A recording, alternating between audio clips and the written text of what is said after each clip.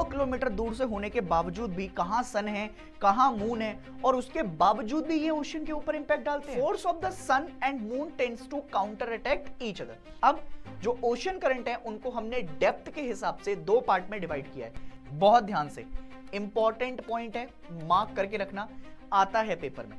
जब भी कभी वो बोले कि जो मून का ऑर्बिट है, मून का जो ऑर्बिट है वो अर्थ के सबसे क्लोजेस्ट आ जाए, इसका मतलब मून और अर्थ सबसे क्लोजेस्ट आते हैं महीने में एक बार, ऐसी कंडीशन को, ये भी आपका एमसीक्यू बन सकते हैं, याद रखिएगा। अब पहला क्वेश्चन आपका ये आता है, हम टाइड्स को आपका डिवाइड कर रहे हैं फ्रीक्वेंसी के हिसाब से। ऐसा तो नहीं है कि भाई तुम्हारे पास या तुम्हारी अर्थ के पास ही सिर्फ ग्रेविटी है, कि क्या ओशन करंट किसी भी डायरेक्शन में को आपका बह जा रहे हैं? Answer is no. किसी भी चीज को अगर तुमने देखना है तो उसमें सबसे पहले टेम्परेचर, सैलिनिटी, उसकी डेंसिटी कैसे है, और फिर उसके ऊपर कौन कौन से एक्सटर्नल फोर्सेस काम कर रहे हैं। ज्योग्राफी वाले आ गए ओए, क्या हालचाल है सभी के। मैं अभिषेक पांडे स्वागत करता हूं आपका इस बहुत ही बेहतरीन से प्लेटफॉर्म पर जिसका नाम है नेक्स्ट टॉपर ह्यूमैनिटीज, और यहां हम देश का भविष्य बनाते हैं। अगर तुम आपका इतना लंबा आ ही चुके हो तो अब समय वो आ गया है कि जहां पर बिल्कुल चैप्टर्स खत्म हो चुके हैं। और भैया इतने सारे चैप्टर आपने जब शुरू में डिमांड की थी कि यार कैसे आएंगे, कैसे जाएंगे, कैसे होंगे, वो देखो सब बन के तैयार हो चुके हैं। अब भी अगर आपका पढ़ाई तुम नहीं कर रहे हो तो मेरी जान कब पढ़ाई करोगे, मुझे ये बता दो। किस चीज के एक्सक्यूज तुम देते हो, किस चीज से आपका तुम भाग रहे हो, और क्या तुम्हारे एक्सक्यूज हैं? दुनिया अब इस समय पर पढ़ाई कर रही है, तुम कब करोगे? और अगर अब भी नहीं कर रहे हो तो मुझे बताना जरूर कि भैया ये रीजन है, क्या आपका परेशानी है, क्या ऐसे दुख दर्द हो गए हैं तुम्हारी जिंदगी में कि भैया तुम पढ़ाई नहीं कर पा रहे हो।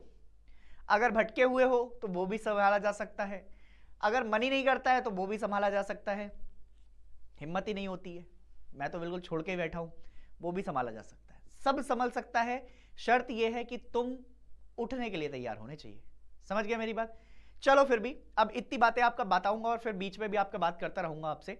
आज का जो चैप्टर होने जा रहा है उसका नाम है मूवमेंट ऑफ ओशियन वाटर कह लो, या फिर आपका ओशन करंट्स भी इसी में आपका आते हैं।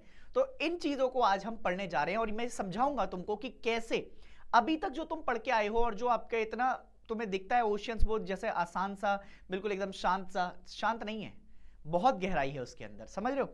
तो चलिए भाई शुरू करते हैं आपका बिना किसी देरी के। और सबसे पहले मतलब अगर इंट्रोडक्शन में आपका ओशियंस की बात करना शुरू करूं मैं, तो ओशियंस जो है ना हमारे, वो बहुत ही ज्यादा आपको डायनेमिक दिखाई देंगे।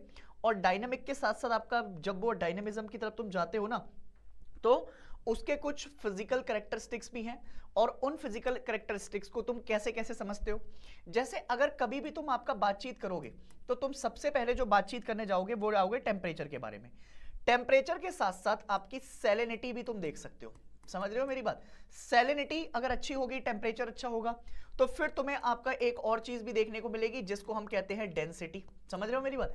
और ये भाई साहब ये तुम्हारी तरह ही हैं, ये मतलब आपका डांस चूंज कर रहे हैं आजकल, इनको मजा आ रहा है बिल्कुल यूं यूं करके। समझ रहे हो मेरी बात? तो ये अब कैसे पता लग रहा है कितने ओशियन है?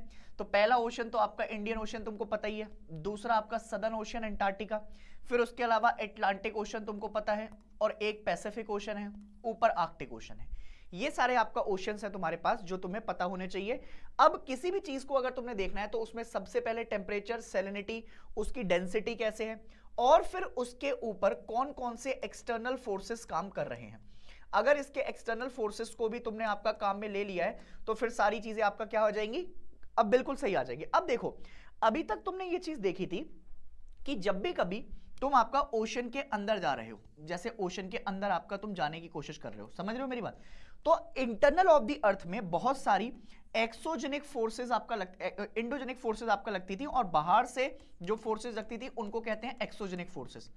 एक तो बाहर से जो लग रही है उनको क्या कहते हैं, एक्सोजेनिक, और जो अंदर से आपका लगती हुई तुमको दिखाई देंगी उनको क्या कहते थे, उनको हम एंडोजेनिक फोर्सेस के नाम से जानते थे।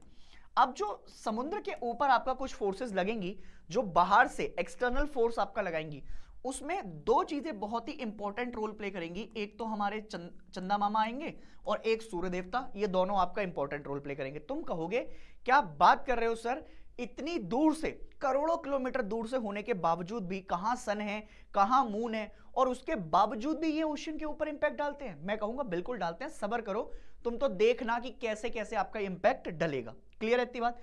अब देखो, अब इसके बाद horizontal and vertical motion are common in the ocean water. तो इनमें दोनों तरीके के मोशन हो सकते हैं, हॉरिजॉन्टल, वर्टिकल, सारे मोशन आपका देखने को मिलेंगे।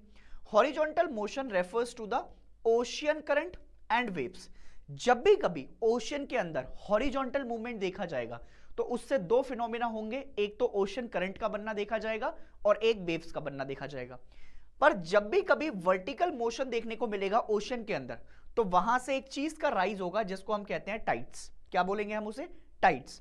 Ocean current are continuous flow of huge amount of water in a definite direction while the waves are the horizontal motion of water. अब तुमसे अगर कभी पूछ ले कि क्या ओशन करंट किसी भी डायरेक्शन में को आपका बह जा रहे हैं, आंसर इज नो। जब भी कभी ओशन करंट की बात होगी, जब भी कभी ओशन करंट आपका जो है नाम आएगा तो उसका मतलब होता है कि पानी का बहुत बड़ा चंक एक तरफ आपका मूवमेंट कर रहा है, बट वो मूवमेंट कैसा है? एक तो कॉन्टिन्यूअस है और कॉन्टिन्यूअस के साथ साथ आपका जो है कैसा है? एक ही डायरेक्शन में है, सिंगल डायरेक्शन में आपका वो फ्लो कर रहा है। अब ये सिंगल डायरेक्शन में फ्लो कर रहा है तो वो जा भी एक ही तरफ रहा है। दूसरी बात, अगर तुम वेव्स के बारे में बात करोगे तो वेव्स कैसे ट्रेवल कर रही हैं? वेव्स ट्रेवल कर रही हैं आपकी हॉरिजॉन्टल मोशन के साथ। Water moves ahead one place to another through ocean current. एक जगह से अगर गर्म पानी कहीं लेकर जाना है तो उसका रीजन होगा ओशन करंट, ठंडा पानी कहीं पर जाएगा तो उसका रीजन होगा आपका ocean current. While the water in the waves does not move. अगर तुम वेव्स के अंदर पानी को देख रहे हो, मूवमेंट करवा रहे हो तो वो मूव नहीं करता है, but the wave trains moves ahead. तो जो अब वेव्स की आपका ट्रेन्स बनते हैं, ट्रेन्स होती है, वो आपका आगे बढ़ती जाती हैं। Vertical motion refers to the rise and fall of water in the ocean and the seas due to the attraction of sun. जो सन की आपका बेसिकली एक एनर्जी लग रही है, सन भी तो अपनी कुछ एनर्जी लगा रहा होगा ना आपका पानी के ऊपर, तो सन की जब एनर्जी लग रही है तो उस अट्रैक्शन की वजह से क्या हो रहा है? दोनों चीजें, मून की भी आपका प्रेशर लग रही है रात के टाइम पर, दिन में आपका सन का प्रेशर लग रहा है, तो वो जो एनर्जी आ रही है, वो जो आपका फोर्स लग रही है, जो सन की फोर्स है और जो मून की फोर्स है, वो दोनों पानी के ऊपर लगती हैं। अब उससे क्या होता है? जब वो फोर्स आपका पानी को जैसे लगाएंगी तो उससे पानी आपका राइज करेगा। जैसे मान लो ये आपका तुमने देखा कि भाई ऐसे करके, वो शक्तिमान तुमने देखा होगा, वो क्या करता है? एक ही जगह आपका फोर्स लगा कर रखता है, एक ही जगह अट्रैक्शन लगा कर रखता है। अब उस एक जगह पर जब अट्रैक्शन लग रहा होता है तो उसमें क्या होता है? वो धीरे धीरे कर आपका ऊपर उठने लग जाता है। ऐसे ही जब कभी सन का और मून का प्रेशर इधर लग रहा है तो ये क्या करेगा? ये आपका किसी भी पानी को आपका ऐसे उछालने में मदद करेगा या फिर आपका राइज करवाने में मदद करेगा। अब जब ये पानी राइज हो गया तो ये कम से कम आपका एक दो बार हो सकता है, एक दिन के अंदर दो बार आपका पानी ऊपर जा सकता है, फिर नीचे आ सकता है। Upwelling of cold water from the subsurface and the sinking of surface water are also forms vertical motion of the ocean water. अब जैसे एग्जांपल के तौर पर अपवेलिंग क्या होता है? अपवेलिंग मतलब आपका ऊपर आना, कौन से पानी का? कोल्ड वाटर का। तो जब गर्म पानी की परत ऊपर से हटेगी तो जो ठंडा पानी नीचे की तरफ होगा उसकी अपवेलिंग होगी, वो ऊपर की तरफ आना शुरू होगा, और जब वो ऊपर की तरफ आएगा तो उससे क्या होगा? उससे धीरे धीरे आपका ओशन के अंदर मूवमेंट होने शुरू हो जाएंगे। क्लियर हो गई इतनी बात? समझ में आ गई है?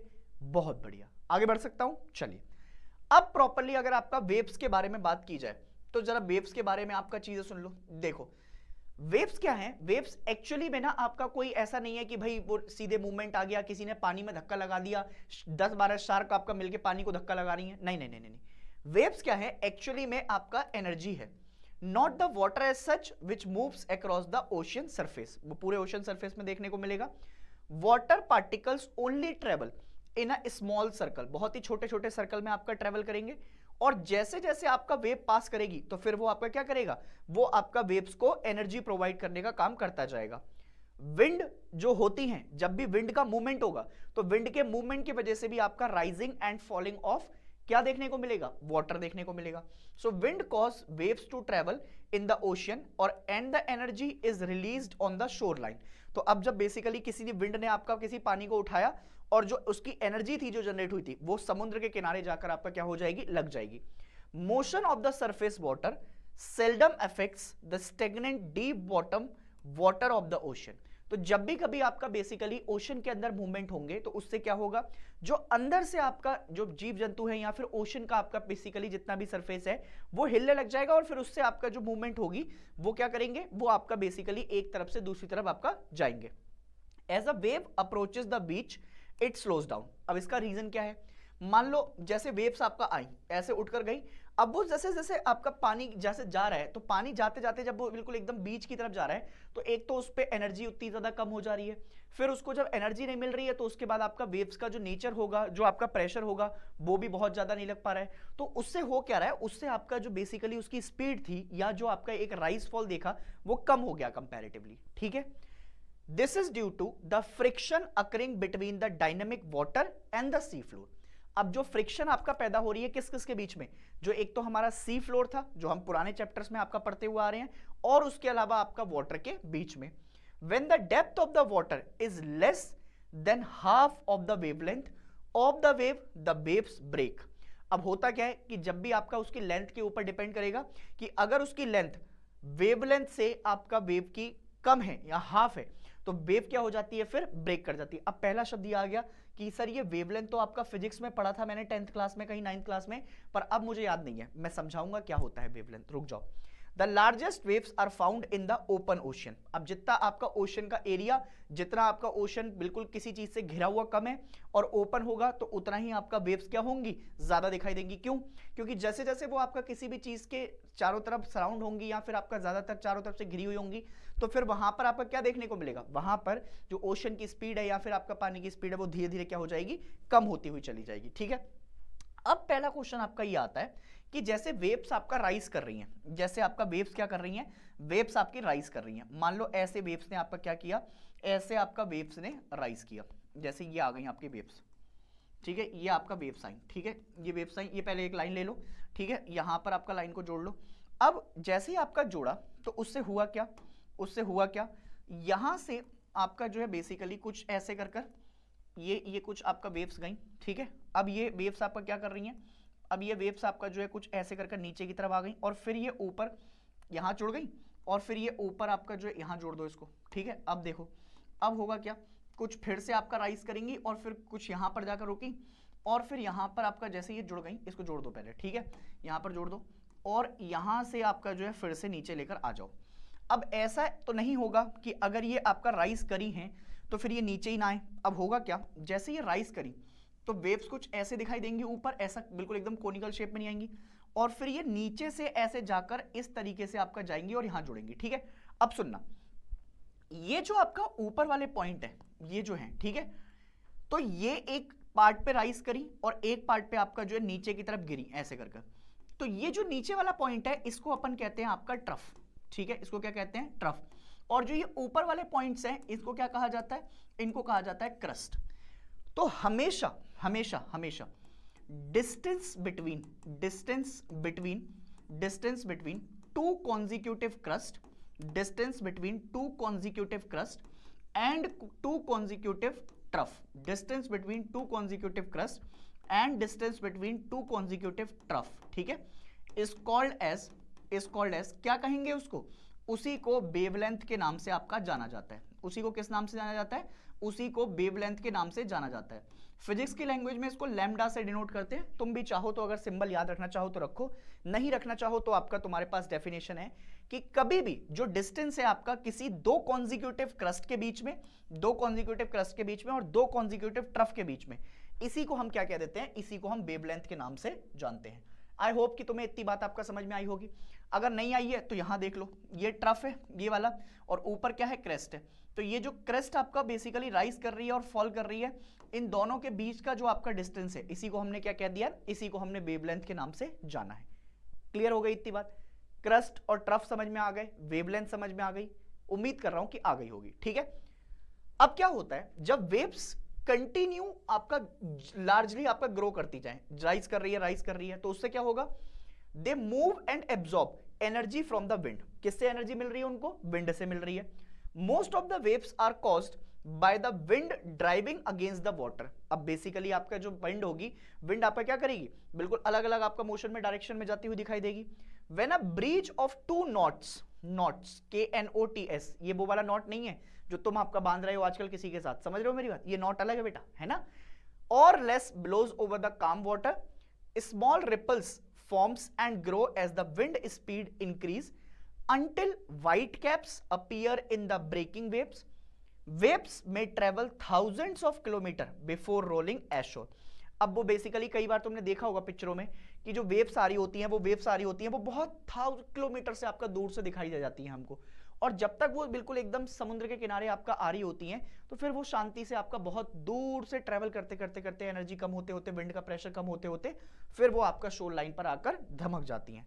अब wave size and shape reveal its origin, जितनी ज्यादा आपका वेव का साइज होगा या जितना जहां से आपका वो राइज करती हुई आई होगी उससे क्या होगा, उसी से डिफाइन हम क्या करेंगे उसका origin. Steep waves are fairly young ones and are probably formed by the local wind.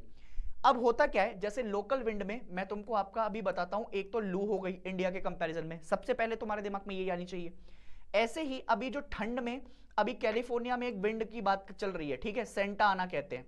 ऐसे ही एक गर्म विंड और है, ये तो गर्म विंड नहीं है तो कोल्ड है, एक यूएसए में चलती है चिनूक, समझ रहे हो मेरी बात, चिनूक आपका वार्म विंड है, ठीक है।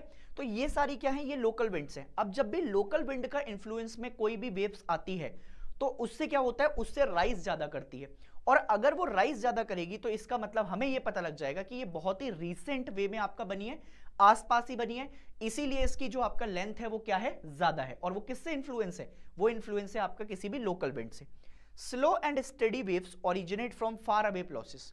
अब वो जितनी दूर से आ रही होगी, जितनी आपका जो है बेसिकली दूर का डिस्टेंस ट्रेवल करते हुए आ रही होगी, जैसे एग्जांपल के तौर पर जब जैसे तुम जाते हो, तुम अपनी नानी के यहाँ गए और नानी का घर बहुत दूर है, बहुत दूर किलोमीटर में, मतलब एक एक दिन लग जाता है, तो जब तुम आपका वहां पर पहुंचते हो तो तुम्हारे चेहरे पर एकदम डलनेस होती है कि नानी अब एक दिन हमको रेस्ट चाहिए, है ना।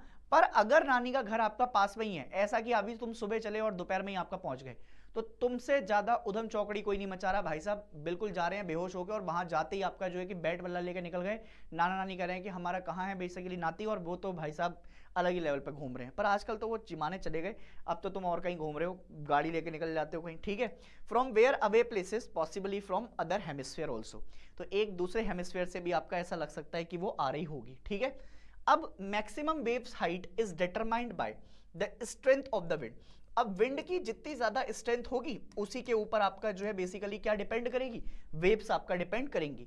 How long it blows and the area over which it blows in a single direction. जब भी वेव ट्रेवल करेंगी, because wind pushes the water body in its course while the gravity pulls the crust of the waves downward। अब दो चीजें हो रही हैं। अब यहां पर देखना, जो भी विंड होगी, विंड का क्या काम होगा, विंड का काम है जो ये पानी है, जो भी आपका पानी यहां पर आपका रखा हुआ है, ठीक है, जो भी पानी आपका यहां पर रखा हुआ है, इस पानी को आपका राइज करवाने के लिए आपका मदद करेगी, ऐसे ऐसे ऐसे एकदम से गई और फिर सडनली आपका धीरे धीरे नीचे। अब under the influence of gravity, gravity अपना काम भी तो करेगी, क्योंकि ग्रेविटी ऐसी कोई चीज नहीं होती। अब ऐसा नहीं है भैया, ग्रेविटी अपना काम कर रही है, तो ग्रेविटी क्या करेगी, जो आपका पानी है उसको नीचे की तरफ आपका खींचने की कोशिश करेगी, ऐसे नीचे की तरफ। तो एक आपका नीचे सेमी सर्कुलर वाला टाइप, और अब जब विंड का प्रेशर लग रहा है तो वो राइज करती हुई दिखाई देगी। अब क्या होगा, falling water pushes the former trough upward, तो जो ये ट्रफ आपका जो है बेसिकली एक ऊपर चला गया, और जो आपका नई पोजीशन बनी वो आपका फिर नीचे से दिखाई देगी। Actual motion of water beneath the waves is circular, तो ये ऐसे सर्कुलर पाथ में आपका ट्रेवल करती हुई दिखाई देगी। इससे क्या इंडिकेट होता है, carried up and forward as the wave approaches and down and back it passes, ठीक है, ये आपको यहां पर दिखाई देगा।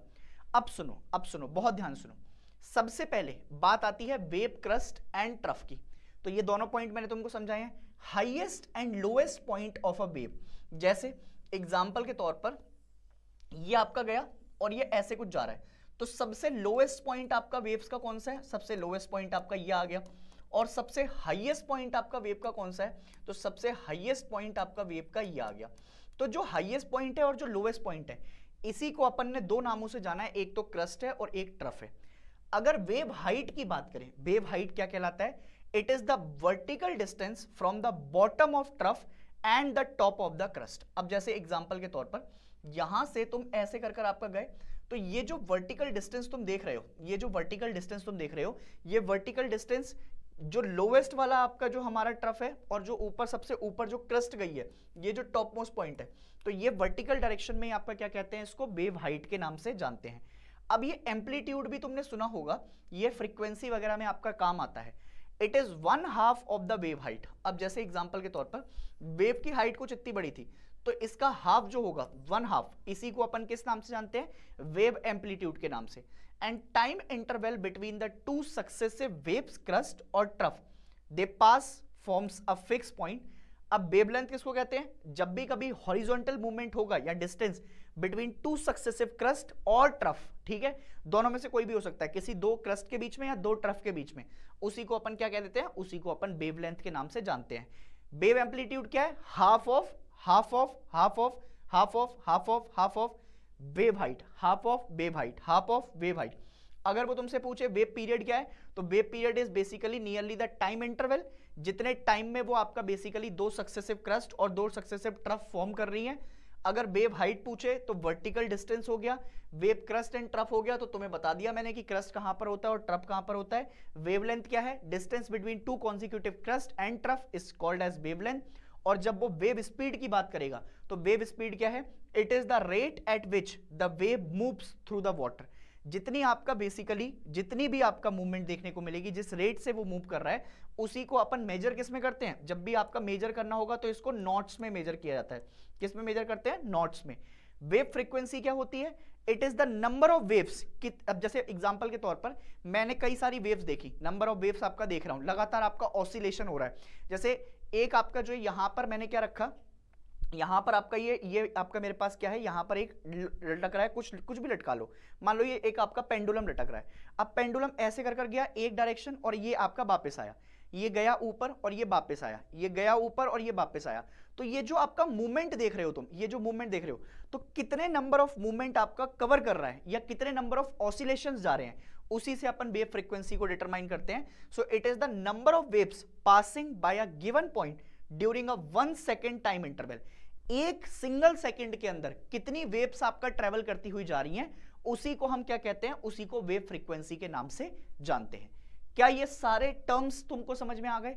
अगर आ गए हैं तो एक बार कमेंट सेक्शन में प्यारा सा रॉजर दैट लिख के दे दो और ये बता दो कि हाँ सर प्रेजेंट हैं, देख रहे हैं, जिंदा हैं और समझ में भी आ रहा है. ठीक है, चलो बहुत बढ़िया. अब आगे बढ़ते हैं. अब वेव्स की कहानी खत्म हुई, अब टाइड्स की तरफ चलते हैं. अब टाइड्स समझो जरा. टाइड्स क्या है? टाइड्स इज बेसिकली कुछ नहीं, जैसे periodically rise and fall, rise and fall, rise and fall. जब भी कभी आपका राइज एंड फॉल देखने को मिलेगा तुमको, तो वो दिन में एक बार भी हो सकता है, दो बार भी हो सकता है. और मेनली आपका होता क्यों है? क्योंकि भाई उसमें अट्रैक्शन हो रही होती है. अट्रैक्शन किसके साथ? तुम्हारे साथ अट्रैक्शन नहीं है उसकी अट्रैक्शन है सन के साथ और मून के साथ. अब ये जो सन और मून के साथ उसकी अट्रैक्शन है, इसी को अपन ने क्या कह दिया है? इसी को अपन ने टाइड के नाम से जाना है. Movement of water caused by meteorological effect. अब देखना बहुत ध्यान से, जब भी कभी क्या करेगी, जब भी कभी विंड आपकी चलती हुई दिखाई देगी, तो विंड के कारण एटमॉस्फेरिक प्रेशर चेंज होगा, और जब वो एटमॉस्फेरिक प्रेशर चेंज होगा तो उसका जो मूवमेंट है वो मूवमेंट भी आपका चेंज होगा. और जब वो मूवमेंट आपका चेंज होता है, तो जब भी कभी मेट्रोलॉजिकल इफेक्ट लगते हैं या विंड का मूवमेंट आता है, तो उसी को अपन किस नाम से जानते हैं? उसी को अपन सर्जेस के नाम से जानते हैं. सर्जेस कभी भी आपका रेगुलर टाइड की तरह नहीं होंगे. रेगुलर टाइड अलग चीज होती है, सर्जेस अलग होते हैं. सर्जेस कैसे आते हैं? जब भी मूवमेंट होगा वाटर में, और मूवमेंट आपका वाटर में किस वजह से हो रहा है? विंड और एटमॉस्फेरिक प्रेशर की वजह से. एटमॉस्फेरिक प्रेशर जो लग रहा है वो चेंज कर रहा है उसको, उसी को सर्ज कर रहे हैं. और सर्ज जो है वो कभी भी टाइड जैसे, आपका नॉर्मल टाइड जैसे या रेगुलर टाइड जैसे नहीं मिलेंगे. The study of tides is very complex, specially and temporary, as it has a great variation in the frequency. अब देखो, टाइड ऐसा नहीं है कि आपका रात को तुम्हारा मन कर रहा है कि मैं आज टाइड देखने जाऊंगा, तो भाई साहब समुद्र देवता प्रकट हो गए और बोले वत्स तथास्तु, मैं आज तुमको आपका टाइड से दिखाऊंगा. बोले भाई साहब राइज करो कम करो, राइज करो कम करो. नहीं बेटा, ये तुम्हारे ऊपर डिपेंड नहीं कर रहे हैं. ये डिपेंड कर रहे हैं कि सन कितना ज्यादा वहां पर आपका इंपैक्ट डाल रहा है. फिर मून, क्या फुल मून है, क्या वो आपका हाफ मून है, क्या सन मून दिख रहा है कि नहीं दिख रहा है. तो वो बहुत सारी एनर्जी और जो बहुत सारी चीजें हैं उन पर आपका डिपेंड करेगा. और ये जो डिपेंड करता हुआ जाएगा, तो उससे क्या होता है? उससे लगातार टाइड्स के अंदर वेरिएशंस देखने को मिलते हैं, चेंजेस देखने को मिलेंगे. ठीक है. अब जो मून का ग्रेविटेशन पुल है, अब देखो ऐसा तो नहीं है कि भाई तुम्हारे पास या तुम्हारी अर्थ के पास ही सिर्फ ग्रेविटी है. मून एक नेचुरल सैटेलाइट है, तो उसके पास भी तो ग्रेविटेशनल फोर्स है. और जो ग्रेविटेशनल पुल है, तो अब वो ग्रेविटेशनल पुल क्या काम करेगा? बहुत ही भयंकर लेवल तक काम करता है. एंड बट अब ऑब्वियस सी बात है, क्योंकि सन के बराबर का इंपैक्ट तो वो नहीं डाल पाएगा, बट वो अपनी तरफ से जितनी कोशिश कर पा रहा है उतनी डाल रहा है. और सन से आपका उसकी ग्रेविटेशनल पुल थोड़ी सी कम है. ये दोनों रीजन आते हैं जिसकी वजह से आपका टाइड्स अकर करते हैं. Another factor is centrifugal force. अब ये एक और फोर्स आई है निकलकर, ये क्या काम करती है? The force that act the counter balance to the gravity. अब एग्जांपल के तौर पर मान लो कभी भी आपका जो है बेसिकली हमारी अर्थ क्या कर रही है, अर्थ आपका जो है बेसिकली अपना ग्रेविटी लगा रही है, क्योंकि ग्रेविटी तो अपना काम नहीं छोड़ती है। जैसे तुम छोड़ देते हो कि आज ठंड है तो आज नहीं नहाऊंगा, स्कूल ही नहीं जाऊंगा, पढ़ाई नहीं करूंगा, है ना, फिर सिर्फ आपका जो है मोबाइल चलाऊंगा, तो ग्रेविटी अपना काम नहीं छोड़ रही है, वो लगातार कर रही है। अब सेंट्रीफ्यूगल फोर्स क्या करती है? सेंट्रीफ्यूगल फोर्स का काम ये है कि वो इस ग्रेविटेशनल पुल को, जो भी आपका ग्रेविटी लग रही है अर्थ की तरफ से, उसको क्या करती है, उसके आपका बेसिकली साइड में लगती है, और फिर उसको जो सेंट्रीफ्यूगल फोर्स क्या करेगी, इस ग्रेविटी को बैलेंस कर देगी दोनों तरफ से। क्या इतनी बात समझ में आ गई? बहुत बढ़िया। अब होता क्या है, जब भी कभी दोनों चीजें एक साथ देखने को मिलेंगी, क्या क्या देखने को साथ मिलेंगी? एक तो ग्रेविटेशनल पुल भी साथ में देखने को मिल रहा है, और उसके साथ साथ सेंट्रीफ्यूगल फोर्स भी देखने को मिल रही है। जब ये दोनों एक साथ मिलकर काम करेंगे, ग्रेविटेशनल पुल और सेंट्रीफ्यूगल फोर्स, तो ये क्या करेंगे, ये बहुत ही आपका बड़े लेवल पर क्या करेंगे, क्रिएट करेंगे दो मेजर टाइडल बल्ज, और इनसे क्या होगा, अर्थ के ऊपर आपका टाइड्स आते हुए तुमको दिखाई देंगे। अब जब टाइड्स आएंगे तो उससे क्या होगा, on the side of earth facing the moon. अब जब ऐसा हो गया, मान लो एक तरफ ऐसा कंडीशन आ गई कि हमारी जो अर्थ है, ये अर्थ आपका मून के साइड आपका क्या कर रही है, मून के साइड आपका जो है बेसिकली इसका फेस है। अब देखो तुमने देखा होगा भाई साहब, यहां तो ग्रेविटी अपना काम कर रही है, पर ये इनको जानते हो तुम, इनको भाई साहब इनकी अलग ही जिंदगी चल रही है। ये क्या करते हैं, ये ऐसे छड़ी दिखाई और फिर वो आपका गाड़ी उड़ जा रही है, और भाई साहब ये अलग ही जिंदगी में है ना, आओ बहन चुगली करें, ठीक है। अब वो बहन चुगली तो बाद में करेगी, पर कुछ अलग ही जिंदगी है भाई साहब इनकी, है ना। ये पिक्चरों और सीरियल्स में आपका ग्रेविटी काम नहीं करती है, वो अलग काम चल रही है, वो बाद में समझाऊंगा। पर अभी के लिए फिलहाल तुम ये समझो कि जब भी हमारी अर्थ फेस कर रही है मून को, जब भी हमारी अर्थ क्या कर रही है, फेस कर रही है आपका मून को, ठीक है, तो on the side of earth facing the moon, ठीक है, जब भी हमारी अर्थ फेस करेगी मून को, तो क्या होगा, tidal bulge occur while on the opposite side, though the gravitational attraction of the moon is less as it is farther away, the centrifugal force cause the tidal bulge on the other side। अब बहुत ध्यान से देखो, होता क्या है, जैसे example के तौर पर अगर अर्थ आपका मून को फेस कर रही है, तो मून को फेस करते करते होता क्या है कि जो अर्थ के ऊपर आपका मूवमेंट है, तो यहां से एक टाइडल बल्ज या फिर आपका ये कह लो कि टाइड्स आपका बनती हुई ऐसे तुमको दिखाई देंगी। इन केस मान लो ये कंडीशन आपका बिल्कुल एग्जिस्ट ही नहीं कर रही है और हमारी अर्थ आपका अपोजिट फेस में है, तब भी जो मून अपनी एक लिमिट के पार जाकर जो ग्रेविटेशनल आपका फोर्स लगा रहा होता है, उस ग्रेविटेशनल फोर्स से क्या होता है, एक दूसरी तरफ एक टाइडल बल्ज बन जाता है, बट वो कंपैरेटिवली जो टाइडल बल्ज जब फेस कर रही थी अर्थ मून की तरफ, उससे थोड़ा सा तुमको क्या दिखाई देगा, छोटा दिखाई देगा। क्लियर है इतनी बात? अब एक देखो, एक तो जब ग्रेविटेशनल फोर्स काम कर रही है और एक जब सेंट्रीफ्यूगल फोर्स काम कर रही है। सेंट्रीफ्यूगल फोर्स कौन से केस में लगेगी, जब हमारी अर्थ मून के अपोजिट आपका देखने को मिलेगी, दोनों आमने सामने ना हो। ग्रेविटेशनल फोर्स कब काम कर रही है मून वाली, जब अर्थ आपका फेस कर रही हो मून के सामने।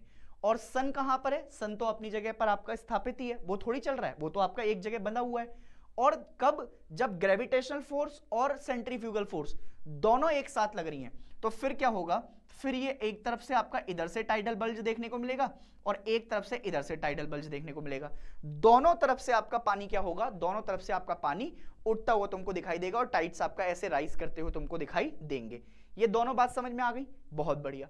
अब tide generating force is the difference between these two forces, that is the gravitational attraction of the moon and the centrifugal force on the surface of the earth nearest to the moon. Pull or the attractive force of the moon is greater than the centrifugal force. इस point को आपका याद रखिएगा, important है। कभी कभी assertion reasoning में आपका ये पॉइंट आपको डायरेक्टली देखने को मिल जाएगा। And so there is net force causing a bulge towards the moon. बिल्कुल बात क्लियर है? ठीक है। अब क्या होता है, अब एग्जांपल के तौर पर जब भी कभी on the opposite side of the earth the attractive force is less, ठीक है, एक दूसरी साइड आपका अर्थ के अपन जाएंगे तो वहां पर कैसी फोर्स, बहुत आपका जो है बेसिकली फोर्स क्या होगी, अट्रैक्टिव, कम है। एज इट इज फारदेस्ट या farther away from the moon, the centrifugal force is dominated, hence there is net force away from the moon, it creates the second bulge away from the moon. अब देखो, एक तो moon की तरफ बन रहा था और एक उससे अपोजिट आपका डायरेक्शन में बन गया। The tidal bulge on the wind continental shelf have greater height। बहुत ध्यान से, क्या ये पॉइंट याद आ रहा है कॉन्टिनेंटल शेल्फ वाला? कॉन्टिनेंटल शेल्फ कहां पर देखने को मिलते हैं? राइज वाले पॉइंट। तो अगर तुम टाइडल बल्ज को देख रहे हो तो टाइडल बल्ज जब भी कभी कॉन्टिनेंटल शेल्फ वाली तरफ दिखाई देंगे, जहां पर कॉन्टिनेंटल शेल्फ वाइड होंगे, गहरे होंगे, अंदर की तरफ आपका डिफाइंड होंगे, तो वहां पर क्या होगा, वहां पर जो टाइड की हाइट होगी वो कंपैरेटिवली कैसी होगी? ज्यादा होगी। इंपॉर्टेंट है ये पॉइंट बेटा। क्या है ये पॉइंट? इंपॉर्टेंट। जब भी कभी टाइडल वल्ज वाइड होगी, दोबारा बोल रहा हूं, जब भी कभी टाइडल वल्ज वाइड होगी, टाइडल वल्ज वाइड कभी नहीं हो सकती, वाइड क्या होगी? वाइड होगी आपका कॉन्टिनेंटल शेल्फ। तो कॉन्टिनेंटल शेल्फ अगर वाइड है तो उस पे क्या होगा? जो टाइडल वल्ज है या फिर आपका टाइडल वल्ज की आपका हाइट है वो कंपैरेटिवली आपका ज्यादा देखने को मिलेगी। इस बात को याद रखिएगा। When tidal bulges hit the mid oceanic island they become low. अब जब भी कभी आपका ये मिड ओशियनिक आइलैंड पे जाएंगे तो फिर उनकी स्पीड और उनकी हाइट क्या हो जाएगी? कम हो जाएगी। The shape of way and estuaries along a coastline can also magnify the intensity of the wind. अब मैंने तुम्हें वे और फिर आपका बेसिकली गल्फ के बारे में डिफरेंस बता चुका हूं, तो वो तुम्हें आपका समझ में आना चाहिए। अगर कभी भी कहीं पर एस्चुरीज बन रही हैं, एस्चुरीज कहां पर बनेंगी? जहां पे नदी का मीठा पानी और समुद्र का खारा पानी दोनों एक साथ आपका मिलते हुए दिखाई दे, वहां पर एस्चुरीज का फॉर्मेशन हो जाएगा। एंड अब जो शेप है वे की या एस्चुरीज हैं, वो कोस्ट लाइन के किनारे क्या करेंगी? उनकी इंटेंसिटी को आपका धीरे धीरे टाइड्स की कम कर देंगी। Funnel shaped waves greatly change the tidal magnitude. अब टाइडल मैग्नीट्यूड कैसे चेंज हो रहा है? जब भी कभी फनल शेप की आपका वे दिखाई देगी, फनल शेप समझते हो, फनल्स जैसे आपका होते हैं वैसे, when the tide is challenged या channeled between island or into the waves and estuaries, they are called as tidal currents। अब अगर मान लो कभी भी ऐसा हो जाए कि टाइड्स आपका जा रहे हैं किसकी तरफ? या तो आइलैंड्स की तरफ और या फिर वेव्स की तरफ या फिर एस्चुरीज में चले जाएं, तो हम उनका नाम चेंज कर क्या कह देते हैं? उनको टाइडल करंट्स के नाम से आपका जानते हैं। क्लियर है इतनी बात? समझ में आ गई? कोई दुख, कोई पीड़ा, कोई समस्या नहीं है सर। अब मैं तुमको आपका एक ना बे ऑफ फुंडी आपका बताना चाहता था। ये जो बे ऑफ फुंडी है ना, ये कहां दिखाई देगी, इसकी लोकेशन समझ लो। अगर तुम आपका यूनाइटेड स्टेट वाली साइड देख रहे हो और ऊपर तुम्हारे पास आपका कनाडा है, कनाडा नहीं है बेटा, वो कनाडा, कनाडा, ठीक है।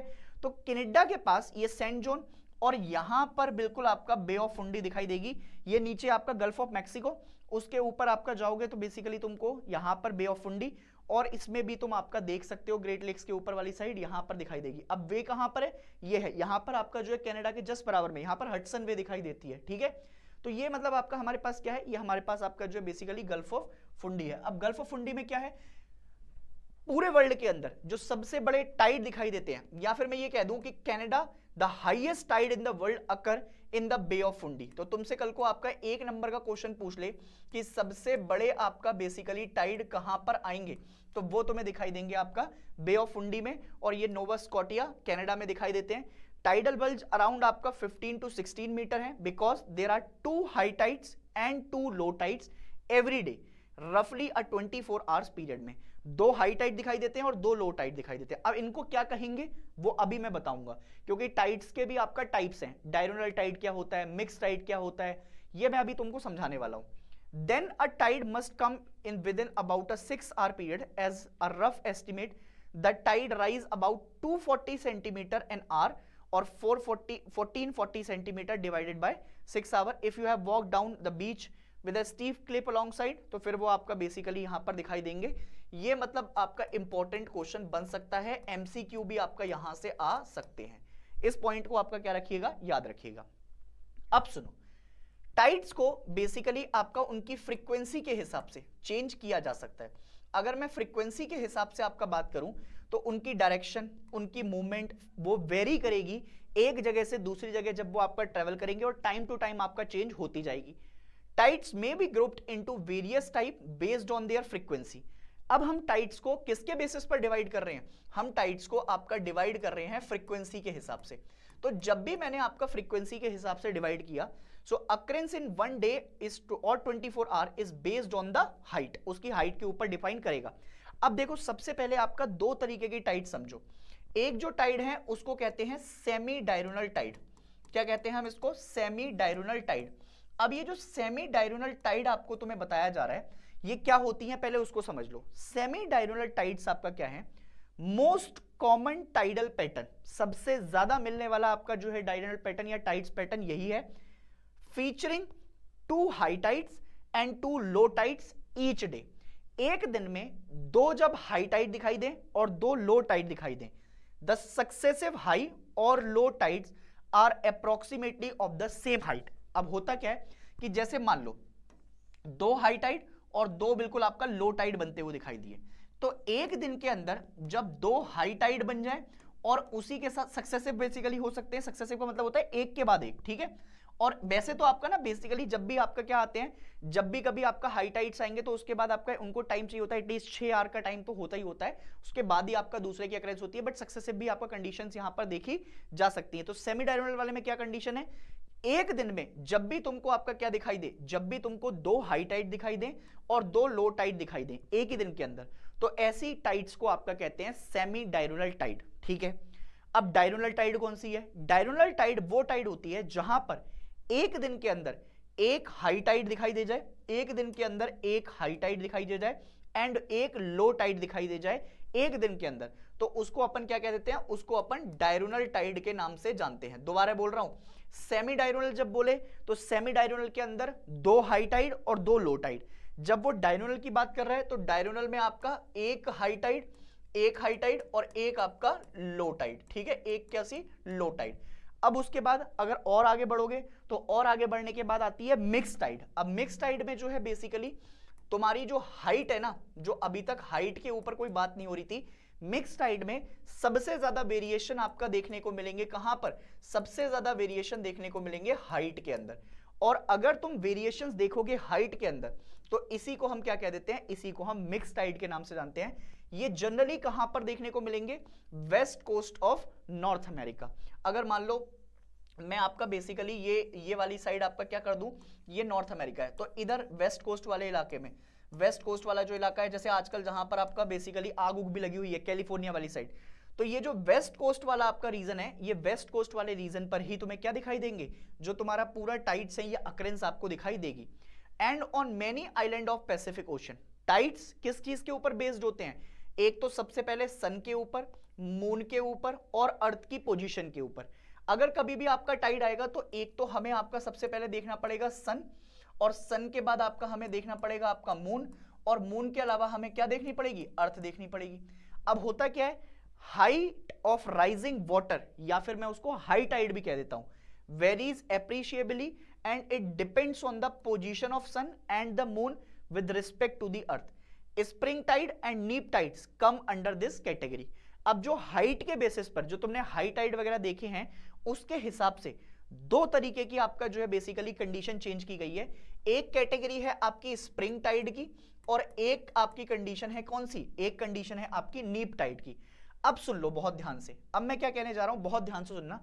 जब भी कभी सन, उसके अलावा मून और उन दोनों का रिलेशन अर्थ के साथ डायरेक्ट आपका आ जाए, ठीक है, दोबारा बोल रहा हूं, position of both sun and moon in relation to the earth has direct bearing on the tide height, और ये डिपेंड आपका जो है किसके ऊपर हो रहा है, टाइड हाइट पे इंपैक्ट डाल रहा है। So when the sun, moon and the earth are in the straight line, मान लो एक तरफ आपका सन आ गया, एक तरफ अर्थ आ गई और एक तरफ मून आ गया, ये जब तीनों आपको कब दिखाई देंगे, जब भी कभी आपका तीनों एक लाइन में आ जाए। So these are called as spring tide. क्या कहते हैं इसको, स्प्रिंग टाइड के नाम से जाना जाता है। अब जैसे स्प्रिंग टाइड के नाम से मैं कैसे कह दिया मैंने, जब भी कभी न्यू मून की कंडीशन होगी, जब भी कभी आपको न्यू मून दिखाई देगा, या फिर अपन आपका फुल मून वाली कैटेगरी में रखते हैं, तो एक क्या हो सकता है, सन आ गया, फिर आपका मून आ गया बीच में और ये अर्थ आ गया। जब भी ये तीनों एक ही स्ट्रेट लाइन में आपको दिखाई दें, जब भी ये तीनों एक ही स्ट्रेट लाइन में दिखाई दें, तो फिर स्प्रिंग टाइड की कंडीशन आ जाएगी, जिसमें क्या होगा, ये ऐसा फिनोमिना 2 बार तुमको देखने को मिलेगा पूरे महीने में, 2 बार। कब कब, एक तो आपका बेसिकली फुल मून वाली कैटेगरी में, और उसके अलावा दूसरा जब न्यू मून वाला पीरियड आएगा। तो जब भी फुल मून आएगा और न्यू मून आएगा तो उस समय पर आपका क्या देखने को मिलेगा, तुम्हें स्प्रिंग टाइड देखने को मिलेगा। ये तुम्हें आपका बात याद रखनी है। और कंडीशन क्या है, सन, मून और अर्थ तीनों एक ही लाइन में होने चाहिए। पहली बात क्लियर हो गई। अब आते हैं नीप टाइड के ऊपर। नीप टाइड क्या है, there is a 7 day interval between a spring tide and a neap tide. अगर तुमसे कल को एमसीक्यू में तुम्हारे टीचर आपका पूछते हैं कि एक स्प्रिंग टाइड और एक आपका नीप टाइड के बीच में कितने दिन का डिफरेंस या कितने आपका डेज का डिफरेंस होना चाहिए, तो तुम्हारा आंसर होना चाहिए 7 दिन का। कितना होना चाहिए, 7 दिन का। At this time, the sun and moon are at the right angle and to the each other of the force of sun and moon tends to counterattact one another. Moon's attraction through more than twice as strong as the sun. अब obvious सी बात है, आपका जो है basically जब भी condition क्या हो जाए, जब भी कंडीशन कुछ ऐसी हो जाए कि सन आपका ऐसा रहे और मून आपके ऐसे रहे, सॉरी अर्थ ऐसे एक दोनों सामने हो, और ये जो आपका कंडीशन है, जैसे फर्स्ट क्वार्टर मून जब आता है, फर्स्ट क्वार्टर मून के कंडीशन में क्या होगा, जो हमारा आपका सूर्य देवता है और जो हमारी अर्थ है या हमारी पृथ्वी माता, ये एक तरीके से आपका ऐसे परपेंडिकुलर या फिर 90 डिग्री के साथ आपको देखने को मिलती है, किसके साथ, मून के साथ। या फिर जब तुम थर्ड क्वार्टर का मून देखते हो, थर्ड क्वार्टर वाला जब तुम मून देखते हो, तो उस समय भी क्या होता है कि जो मून होता है हमारा वो ऊपर की तरफ आपका आ गया और ये अर्थ के साथ आपका ऐसे 90 डिग्री के साथ, और ये दोनों आपका कैसे हैं, आमने सामने। जब तुम्हें कभी ऐसी कंडीशन आपका दिखाई दे जाए तो उस समय आपका क्या आना स्वाभाविक है, उसी कंडीशन को आपका नीप टाइड के नाम से जाना जाता है, ऐसे ऐसे आपका परपेंडिकुलर वाली कंडीशन में, ठीक है। So the moon's attraction through more than twice as strong as the sun's is diminished by counter attacking force of sun's gravitational pull. तो अब जो इन दोनों की आपका बेसिकली क्या लग रही थी, इन दोनों की आपका आपस में जो फोर्स लग रही थी, तो सन की फोर्स ज्यादा है, तो सन की जो काउंटर अटैकिंग फोर्स है वो ग्रेविटेशनल पुल है, वो क्या हो जाती है, वो आपका बेसिकली मून वाली को मिनिमाइज करके आपका रख देती है। अब क्या हुआ, अब जैसे नीप टाइड को और आपका तुम जानते हो, अब जैसे ना कभी कभी आपका जो है ऐसे पॉइंट भी तुमको देखने को मिलते हैं, जैसे कई जगह सिजगी कंजंक्शन, समझ रहे हो मेरी बात, सिजगी कंजंक्शन के नाम से भी आपका जाना जाता है ना। फिर उसके अलावा और भी ऐसे बहुत सारे नाम हैं जो मैं तुम्हें अभी आपका बताऊंगा। पहले तुम मुझे ये बता दो, क्या तुम्हें इतनी आपका कंडीशन, इतनी कहानी समझ में आ गई है? अगर इतनी बात में तुमको कोई दुख परेशानी दर्द नहीं है तो एक बार कमेंट सेक्शन में लिख दो रॉजर दैट। क्लियर हो गई इतनी बात? चलो अब देखो, अब होता क्या है, जैसे नीप टाइड की आपका बात करूं तो देखो होता क्या है, वैसे तो ना आपका नॉर्मल हम जो टाइम देखते हैं, नॉर्मल अगर मैं आपका टाइम की बात करूं तो एक तो 7 दिनों का आपका टाइम पीरियड तुमको यहां पर दिखाई देगा। कितने दिनों का दिखाई देगा? 7 दिनों का, between the spring tide and the neap tide. All this time the sun and moon are at the right angle to the each other. तो अब जो हमारे सन है सूर्य देवता और जो आपका बेसिकली हमारे चंदा मामा है, ये दोनों एक दूसरे के साथ कैसे रहेंगे? राइट एंगल के साथ दिखाई देंगे। जबकि अगर तुम इसको ऐसे देख लो तो यहां पर आपका अर्थ आ गई और ये आपका कैसा हो गया, यहां पर आपका मून बना दो तो ये राइट एंगल में आ गया इसके साथ, है ना। And force of the sun and moon tends to counter attack each other. तो अब जो सन की ग्रेविटेशनल पुल लग रही होगी या इसकी फोर्स लग रही होगी और जो मून की लग रही है, वो दोनों एक दूसरे को काउंटर अटैक कर रहे हैं। Moon's attraction though more than twice as strong as the sun's is diminished by the counter-attacking force of sun's gravitational pull। तो अब मून की जैसे अगर आपका बात करें तो मून की जो आपका अट्रैक्शन फोर्स लग रही है वो कंपैरेटिवली ज्यादा होती है, बट अगर सन की ग्रेविटेशनल पुल की बात करें तो फिर वो क्या कर देती है, उसको डिमिनिश कर देती है। Once in a month when moon's orbit is closest to the earth, बहुत ध्यान से इंपॉर्टेंट पॉइंट है, मार्क करके रखना, आता है पेपर में। जब भी कभी वो बोले कि जो मून का ऑर्बिट है, मून का जो ऑर्बिट है वो अर्थ के सबसे क्लोजेस्ट आ जाए, इसका मतलब मून और अर्थ सबसे क्लोजेस्ट आते हैं महीने में एक बार, ऐसी कंडीशन को आपका पेरिजी कहा जाता है। During this time the tidal range is greater than the normal. तो जो टाइडल अब आपका रेंजेस आपका देखने को मिलेंगी वो कंपैरेटिवली कैसी होंगी, नॉर्मल से ज्यादा। 2 weeks later when the moon is farthest away from the earth, moon जब अब आपका दूरी पे चला गया तो इस कंडीशन को क्या कहेंगे, इसको एपोजी के नाम से जानते हैं। Moon's gravitational force is limited and tidal ranges are less than the average height. अब बहुत ध्यान से सुनो, देखो ऐसा कंडीशन आती है जब अर्थ सन के सबसे करीब होती है। वो कब होती है, मैंने तुमको पढ़ाया है 3 जनवरी को सबसे क्लोजेस्ट आपको देखने को मिलती है। क्या कहते हैं उसको, पेरीहीलियन कहा जाता है। पेरीहीलियन क्या बोलते हैं उसको, पेरीहीलियन। और जितने भी आपका ये मैंने तुमको सिजगी वाले पॉइंट बताए हैं, सिजगी का आना ही पेरीहीलियन के टाइम पर दिखाई देगा। तो इसके लिए या मतलब बात ये हो गई कि हमारे पास एक सिजगी कंजंक्शन होता है, एक अपोजिशन होता है और एक पॉइंट होता है जिसको हम क्या कहते हैं, जिसको हम क्वाड्रेचर के नाम से जानते हैं। मैं तुम्हें बताऊंगा अभी क्या होता है और कौन कौन सी कंडीशन आपका इसमें देखने को मिलेंगी। बट तुम्हें यह बात रखनी है याद कि अर्थ जो है वो सबसे क्लोजेस्ट है सन के, तो वहां पर कब, वो पेरिहीलियन वाला टाइम 3 जनवरी, वहां पर जो टाइडल रेंजेस हैं वो भी आपका कैसी होंगी, ज्यादा होंगी। Unusually high and unusually low tide when the earth is farthest from the sun, ये कौन सी कंडीशन, एपिहीलियन, कब देखने को मिलेगी, 4 जुलाई को। तो अब वहां पर आपका कैसी कंडीशन, लो टाइड और आपका लो ही क्या रहेंगे, हाई टाइड और लो ही लो टाइड रहेंगे। तो टाइडल रेंजेस अब यहां पर कैसी हो जाएंगी, लेस देन एवरेज, मतलब जितनी एवरेज भी होनी चाहिए उससे भी कम। The time between the high tide and low tide when the water level is falling, अब एग्जांपल के तौर पर एक हाई टाइड और फिर आपका जो है एक लो टाइड, तो ये जो हाई टाइड और लो टाइड के बीच का जो टाइम है जहां पर आपका बेसिकली ये गिर रही है, टाइड गिर रही है, गिरते हुए दिखाई दे रही है, इसको कहते हैं इब। याद रखिएगा ये पॉइंट बहुत बहुत बहुत इंपॉर्टेंट है, वो पेपर में तुमको लिख देगा इब, और बेहोशी की तरफ चले जाओगे कि इब होता क्या है, समझ ही नहीं आएगा कहां से आ गया क्वेश्चन, पर यहां पर आपका समझ में आएगा। The time between the low tide and the high tide when the tide is rising is also called as flow और फ्लड, इसको क्या कह देंगे, या तो फ्लो कह देंगे या फ्लड कह देंगे। अब तुम एक कंडीशन आपका सुनो, देखो 3 कंडीशन है, एक है सिजगी कंजक्शन, बहुत ध्यान से सुनना, सिजगी जैसे जितने भी आपका इक्लिप्स देखने को मिलेंगे, जैसे मैं जितने भी आपका इक्लिप्स की बात करूं वो सारे इक्लिप्स आपका सिजगी होते हैं, ठीक है। अब काम की बात क्या है कि ये मोस्टली आपका सिजगी कंजंक्शन स्प्रिंग टाइड को जन्म देते हैं, कौन से टाइड को जन्म देते हैं, स्प्रिंग टाइड को। और दूसरी बात आपका ये याद रखिएगा कि जब भी कंडीशन आपका कैसी हो, सन मून और अर्थ तीनों एक ही लाइन में अलाइन हो, तीनों आपका एक साथ 180 डिग्री के एंगल पर आपका अलाइन हो, बट सन और अर्थ के बीच में क्या आनी चाहिए, सन और अर्थ के बीच में मून आनी चाहिए।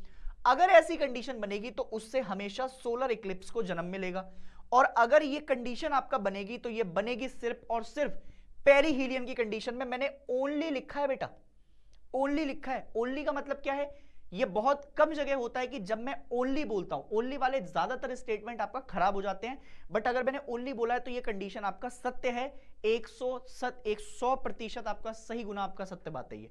अगर सिजगी अपोजिशन में देखोगे, अच्छा इस समय पर क्या होगा, यहां पर हाई टाइड्स, हायर टाइड्स और लो टाइड्स भी आपका हायर दिखाई देंगे।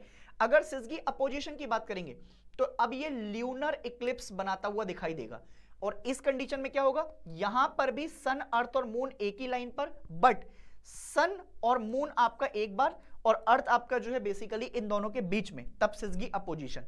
और क्वाड्रेचर कब आएगा, जब सन और अर्थ या सन और मून एक दूसरे के साथ आपको 90 डिग्री पर आपका दिखाई दे, और यहां पर क्या होगा, यहां पर lower high tides and lower low tides आपको दिखाई देंगे।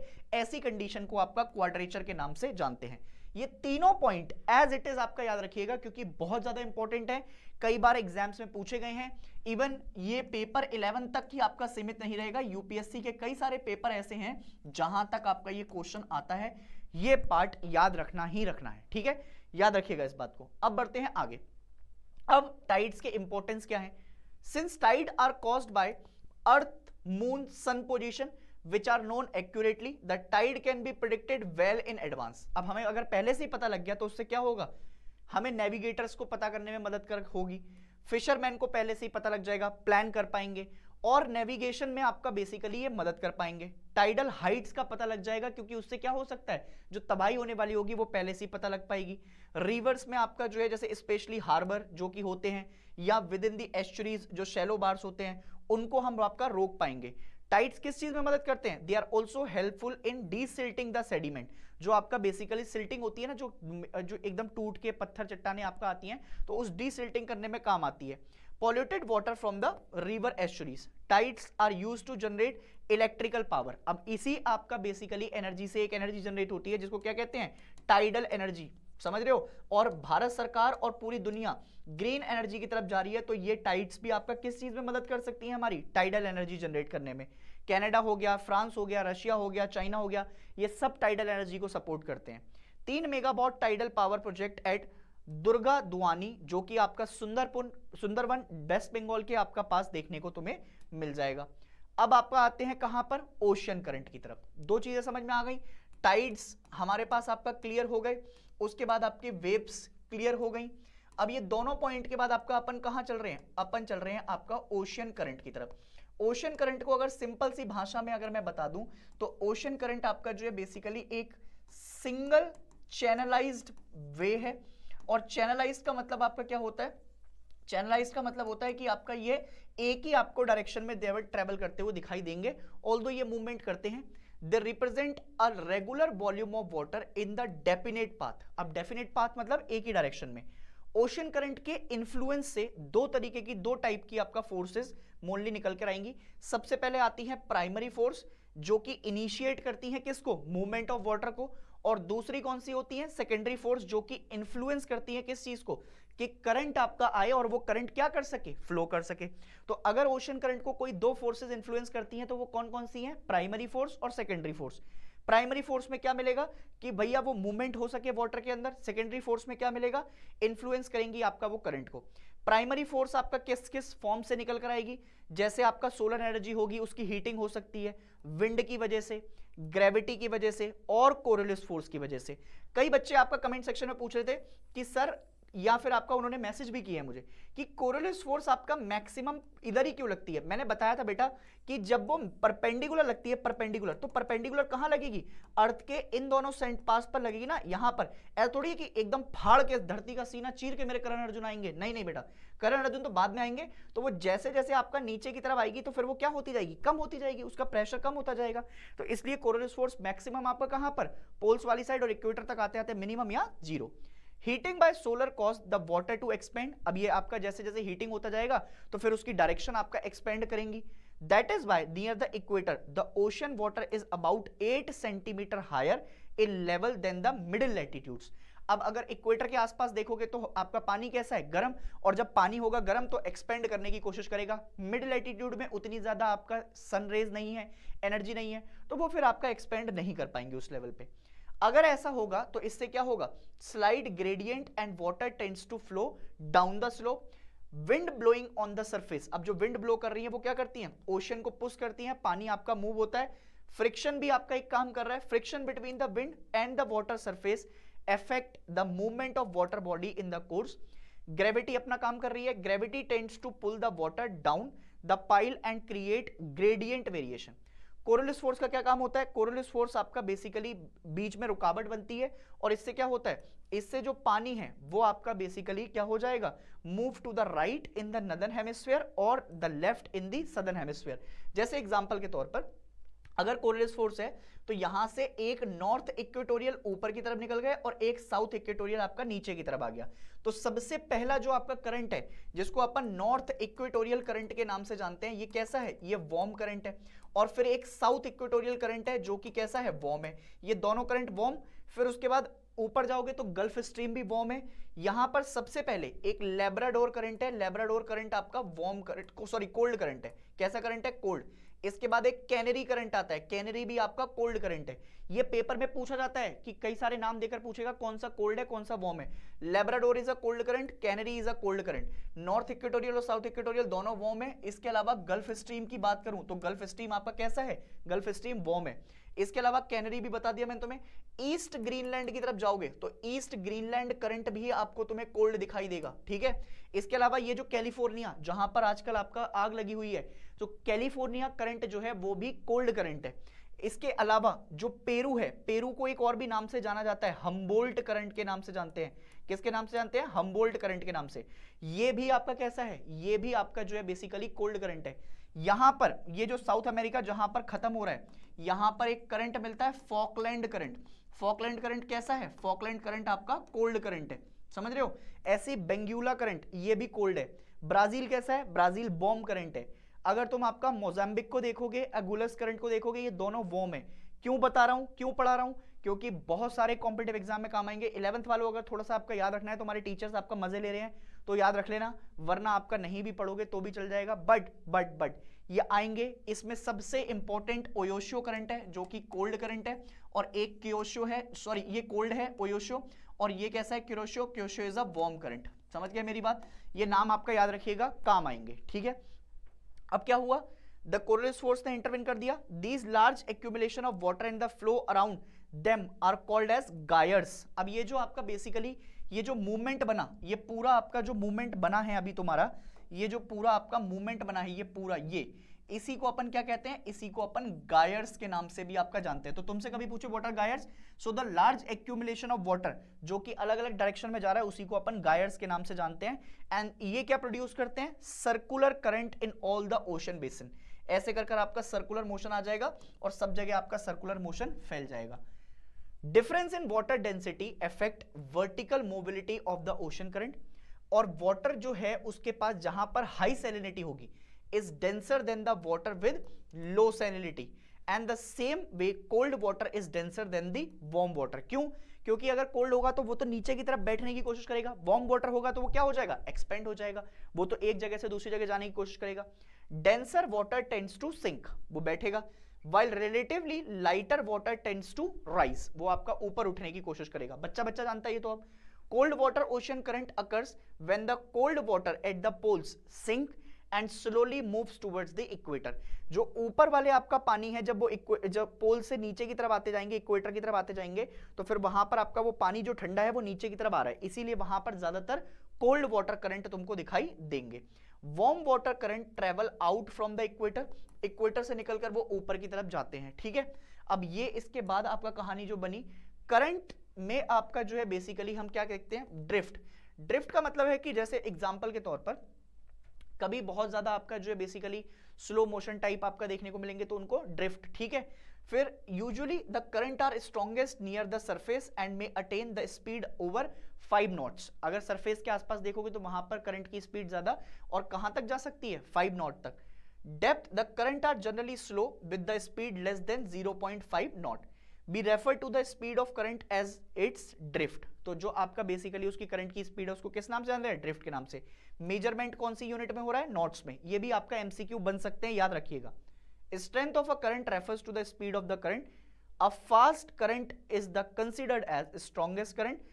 अगर करंट कभी भी आपका स्ट्रॉन्गेस्ट है so surface and decreases it strength and with the depth इसकी स्पीड कम होती जाएगी। Most current have speed less than और इक्वल टू 5 नॉट्स। ये बात भी हमको समझ में आनी चाहिए। अब जो ओशन करंट है उनको हमने डेप्थ के हिसाब से 2 पार्ट में डिवाइड किया है। एक तो किया है सरफेस करंट और एक किया है deep water current. Surface current कौन से होंगे, जो कि 10% होंगे of all the water ocean, और ये कहां पर, अपर 400 मीटर में आपको देखने को मिल जाएंगे। जो ओशन का ऊपर का 400 मीटर का हिस्सा है वहां पर। डीप वाटर करंट कौन से होंगे, जो कि लगभग 90% ऑफ द ओशन वाटर है, और ये ओशन बेसिन के आसपास वेरिएशन की वजह से डेंसिटी और ग्रेविटी की तरफ जाते हुए दिखाई देंगे। Deep water sinks into deep ocean basin at high altitude where the temperature cold enough to cause the density to increase. ठीक है, इतनी बात समझ में आ गई, बहुत बढ़िया। अब ओशन करंट को आपका और क्लासिफाई किया गया है, तो इनको बेसिकली टेम्परेचर के हिसाब से कैसे क्वालिफाई करोगे, तो 2 पार्ट में, एक तो कोल्ड हो गया और एक कौन से होगा, वार्म। कोल्ड जब भी आपका वहां का पानी ठंडा होगा उन इलाके में, so usually found in the western को। एक बात याद रखिएगा बहुत इंपॉर्टेंट, जितने भी कोल्ड करंट तुमको मिलेंगे वो western part of the continent में बनते हुए दिखाई देंगे, ठीक है, ये बात जरूर याद रखिएगा, है ना। And on the east coast and high latitudes northern hemisphere में, वहां पर ईस्टर्न कोस्ट पे मोस्टली कैसे दिखाई देंगे तुम्हें, कुछ एक्सेप्शन है, बाकी आपका जो है लगभग ज्यादातर वार्म करंट आपका ईस्टर्न पार्ट पे बनते हुए दिखाई देंगे। वार्म करंट्स जो बेसिकली वार्म वाटर से क्रिएट होते हैं into cold current and are usually observed in the eastern coast of the continent, ठीक है, मिड लैटिट्यूड वाले रीजन में दिखाई देंगे और पानी एक्सपेंड करता हुआ तुमको दिखाई देगा। इसके बाद जो मेजर ओशन करंट हैं they are greatly influenced by the stresses exerted by the prevailing winds और कोरोलिस फोर्स। तो 2 फोर्स लग रही हैं, एक तो आपका प्रिवेलिंग विंड्स लग रही हैं, कौन कौन सी, polar easterlies, westerlies, north east trade winds, याद आ रही हैं। और उसके अलावा फिर कोरोलिस फोर्स लगती है। ओशनिक सर्कुलेशन पैटर्न रफली correspond to earth's atmospheric circulation, और जब इनका एयर सर्कुलेशन तुम देखोगे so these are over the oceans in the middle latitude, mainly वहां पर एंटी साइक्लोनिक कंडीशन तुमको प्रिवेल होती हुई दिखाई देंगी। Oceanic circular pattern also correspond with the same. Higher latitude पे क्या होगा, wind flow is mostly cyclonic, तो यहां पर आपका जो है बेसिकली हायर लैटिट्यूड में साइक्लोनिक कंडीशंस की तरफ आपका विंड बनाती हुई तुमको दिखाई देंगी। और reasons of pronounced monsoonal flow, the monsoonal wind influence the current movement. अब करंट का जो मूवमेंट है वो कोरोलिस फोर्स के कारण क्या होता है, warm current from low latitude tends to move into the right direction. अब वो नदर्न हेमिस्फीयर में तो राइट हैंड डायरेक्शन में, और अगर आपका बेसिकली सदर्न हेमिस्फीयर में तो कौन सी डायरेक्शन में, लेफ्ट। क्यों, क्योंकि यहां पर कौन सी फोर्स काम कर रही है, कोरियोलिस फोर्स आपका काम कर रही है। लिस्ट आपका बताने को बोला था उसने, पैसिफिक में कौन कौन से हैं, अटलांटिक में कौन से हैं, मैंने तुमको आपका लगभग अभी बताए हैं। अगर देखोगे एक बार मैप तो तुमको सब समझ में आ जाएगा। ओशनिक सर्कुलेशन क्या ट्रांसपोर्ट करते हैं, heat from one latitude belt to the another, एक से दूसरे की तरफ। और कोल्ड वाटर जो होता है आर्कटिक ओशन और एंटार्क्टिक सर्कल से टूवर्ड्स वार्मर, जो कि ट्रॉपिकल की तरफ आता हुआ तुमको दिखाई देगा, ठीक है। इसके अलावा ओशन करंट्स आप has a number of direct and indirect influence on human activity also. कैसे, अगर तुम देखोगे तो west coast of the continent in tropical and subtropical latitude except close to the equator are bordered by the cool water. और यहां पर जो human activity होती है, अगर जैसे मान लो कोल्ड करंट है, तो कोल्ड करंट की वजह से आपका मछली वगैरह नीचे ही रहेंगी, फिर वो आ नहीं पाएंगी। अब वहां पर आपका बैठा मछुआरा बेचारा डाल के आपका, वो कह रहे मछली अभी नीचे से मजे ले रही है, गुड़ुप गुड़ुप गुड़ुप गुड़ुप नहीं आऊंगी ऊपर, तो वो ऐसे आपका जो है दिक्कत हो जाती है। Their average temperature are relatively low, जब टेम्परेचर कम तो उससे क्या होगा, नैरो डायरोनल और एंड एनुअल रेंजेस। डायरोनल क्या होता है, डे और नाइट के बीच में आपका जो टेम्परेचर डिफरेंस होता है उसी को डायरोनल के नाम से जानते हैं। There is fog but generally the areas are arid. Arid समझ गए, जहां पर मतलब आपका बेसिकली सूखा जैसा इलाका। West coast of the continent in middle and higher latitudes are bordered by the warm water which causes a distinct marine climate। और यहां का मरीन क्लाइमेट कैसा रहेगा, चेंजेस होते वहां पर रहेंगे। अब होता क्या है, जैसे कूल समर्स में आपका तुम जाओगे या mild winters, a narrow annual range of temperatures. Warm current क्या करते हैं, parallel to the east coast बहते हुए तुमको दिखाई देंगे कॉन्टिनेंट में। उससे क्या होता है, वार्म और रेनी क्लाइमेट आपका आएगा, जिससे वेस्टर्न मार्जिन और सब कॉन्टिनेंट सब ट्रॉपिकल पे क्या देखोगे तुम, एंटी साइक्लोनिक कंडीशन वहां पर प्रिवेल होती हुई तुमको दिखाई देंगी। और मिक्सिंग ऑफ वार्म और कोल्ड वाटर क्या करेगा, जब भी कभी एक आमने सामने एक जगह से आपका वार्म वाटर और एक तरफ से आपका वार्म करंट और एक तरफ से आपका कोल्ड करंट, ये दोनों आमने सामने आ जाएं, ये पूरी दुनिया का सबसे बेस्ट फिशिंग जोन माना जाएगा। कहां पर देख सकते हो, जैसे जापान में तुम जाओगे तो जापान में आपका दो करंट मिलते हैं, एक मिलता है ओयोशियो और एक मिलता है कुरोशियो। ये दोनों जब आपका आमने सामने आते हैं पूरी दुनिया का सबसे बेस्ट फिशिंग जोन आपका बनाते हैं। इससे फिश की जो पॉपुलेशन है वो आपका अच्छी होती है और फिशिंग ग्राउंड्स आपका क्या हो जाते हैं, अच्छे हो जाते हैं। मेरे हिसाब से आपका ये चैप्टर बहुत ही इंपॉर्टेंटली तुमको समझ में आया होगा।